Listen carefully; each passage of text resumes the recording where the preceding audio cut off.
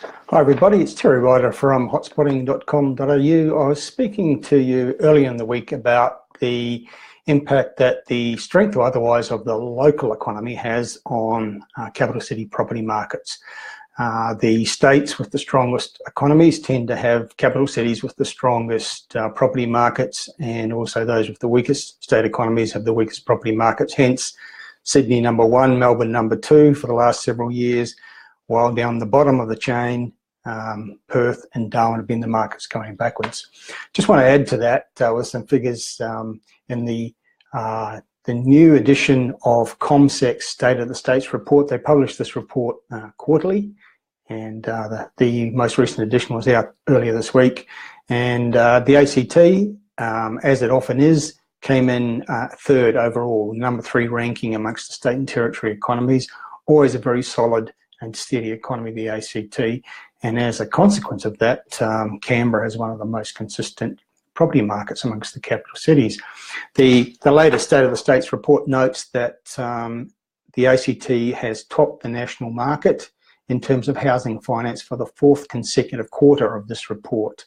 Housing finance commitments are up 37% in the ACT compared to their decade average, which is the way they measure things for the purposes of this report. The most recent month had 1,220 housing finance commitments, which, according to CommSec Chief Economist Craig James, is a record for Canberra, and that ACT is outperforming the other states and territories by a significant margin when it comes to commitments for home loans. So it's just one of the factors that has caused the ACT to once again be ranked the number 3 economy in Australia, behind New South Wales and Victoria. And it's one of the reasons why we're now seeing the Canberra property market rising strongly. It's characterised by very low vacancies in Canberra, one of the few major cities that have had meaningful growth in rentals in the last 12 months. And we're now starting to see some pretty solid price growth in Canberra. And some forecasters are predicting that Canberra will actually lead the capital cities on price growth over the next 2 to 3 years. So it's definitely a market to watch.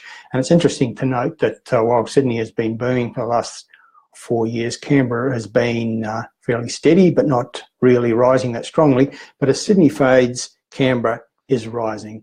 And one of the points that it reinforces is that, once again, we don't have one property market in Australia. We have many different markets all doing their own thing, influenced by local economic conditions, spending on infrastructure, population growth, and other factors.